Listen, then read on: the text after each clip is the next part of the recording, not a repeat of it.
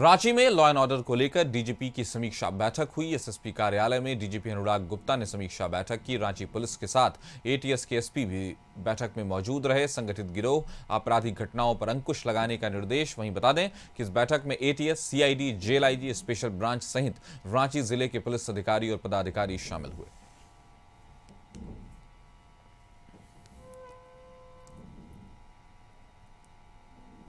उसमें डिस्कस हुआ। बाकी जो रांची में जो हाल में घटना हुई उसके बारे में चर्चा हुई। उसमें पुलिस सही रास्ते पर पहुंच चुकी है, राइट ट्रैक पर है। एसएसपी और सभी थानेदार बहुत मेहनत कर रहे हैं। उम्मीद है कि जल्द खुलासा करेंगे आपके सामने। सीआईडी के केसेस भी देखे गए हैं। कुछ ज़मीन के मामले हैं और कुछ जो जिसमें एनआईसी के द्वारा या जो लैंड के रिकॉर्ड्स उनको बदल करके, लोगों के नाम बदल करके गरीब लोगों की ज़मीनों को लूटने का प्रयास किया गया, लूटा गया। वो सब मामले भी दर्ज है। वैसे मामलों का रिव्यू किया है। तो इस खबर पर ज्यादा जानकारी के साथ हमारे सहयोगी नैयर हमारे साथ जुड़ गए। Nayyar, Ranchi police full action में है, कह सकते हैं डीजीपी ने खुद समीक्षा बैठक की है, क्या है पूरी अपडेट्स? देखिए, इन दिनों जो अभी आपराधिक घटनाएं बढ़ी है उसको लेकर कल डीजीपी जो है वो रांची के समाहरणालय पहुंच गए, जहां एसएसपी ऑफिस भी है और कई भी वरीय अधिकारियों का ऑफिस है। और वहाँ सभी जितने भी सीआईडी हो या एटीएस के जितने भी बड़े अधिकारी है उन्हें बुलाकर समीक्षा बैठक की है। और समीक्षा बैठक में सबसे बड़ा मुद्दा की लॉ एंड ऑर्डर जो है उसको दुरुस्त करना और जितने भी संगठित अपराध है उस पर कहीं न कहीं लगाम लगाना था। हालांकि इसे समीक्षा बैठक में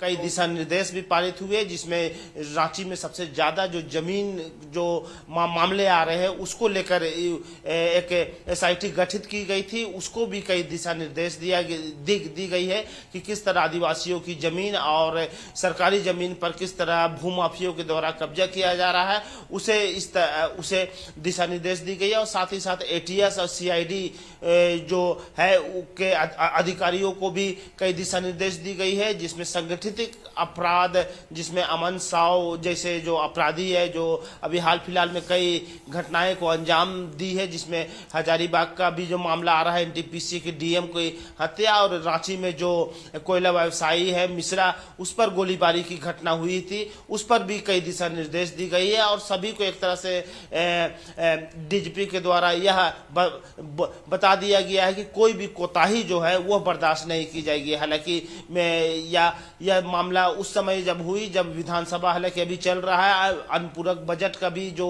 प्रावधान है उसमें भी वाद विवाद चल रहा है। तो कल जो है विधानसभा में विपक्ष जो है लॉ एंड ऑर्डर पर सत्ता पक्ष को काफी देर तक घेरी थी और उसमें वाद विवाद भी हुआ था। इसी को लेकर डीजीपी शाम को जो है एसएसपी आवास पहुंचे हैं और सभी अधिकारियों को बुला के आनन फानन में बैठक की है और एक दिशा निर्देश भी पारित किया गया है, जिसमें अलग अलग तरह के जैसे एटीएस है, सीआईडी है, एसआईटी है। अगर देखा जाए समीक्षा बैठक को तो पुलिस विभाग के जो महकमे के जितने भी ब्रांचेस हैं वो लगभग थे। इसमें सीआईडी, जेल, एटीएस सब इसमें शामिल था। तो क्या ये माना जाए कि हर तरह, चाहे वो असंगठित अपराध हो या संगठित, हर तरह के अपराध के रोक के लिए सरकार पूरी तरह से बिल्कुल चुस्त और दुरुस्त है?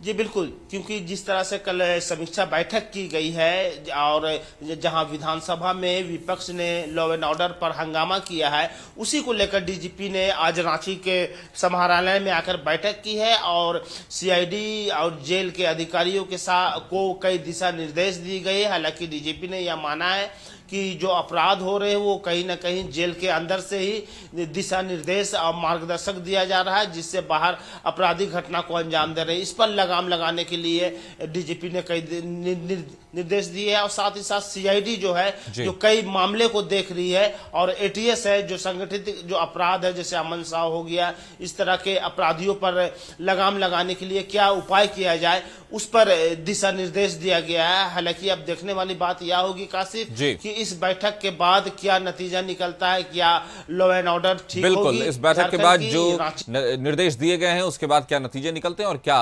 रिजल्ट आते हैं, ये देखने वाली बात होगी। हमारे साथ जुड़ने के लिए आपका शुक्रिया। खबर पर नजर बनाए रखें।